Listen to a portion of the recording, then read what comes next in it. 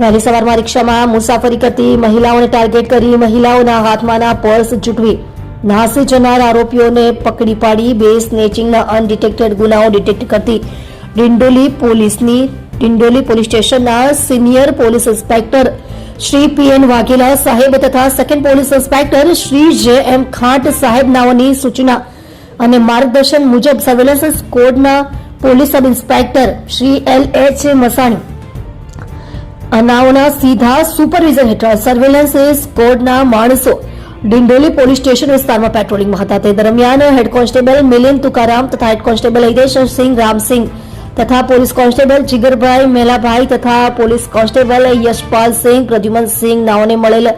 ચોક્કસ બાતમી હકીકતના આધારે ડિંડોલી પોલીસ સ્ટેશન વિસ્તારમાં વહેલી સવારે રિક્ષામાં મુસાફરી કરતી મહિલાઓના પર્સ ઝૂંટવી નાસ જનાર આરોપી મોઇન ખાન ઉર્ફે બોબડા સરવર ખાન પઠાણ ઉંમર વર્ષ 22 રહે 512 રેશમનગર ચંદાલ ચોકડી પાસે ભીંડી બજાર પાસે ઓન ભેસ્તાન સુરતને ઝડપી પાડી સરાહનીય કામગીરી ડિંડોલી પોલીસ દ્વારા કરવામાં આવી છે.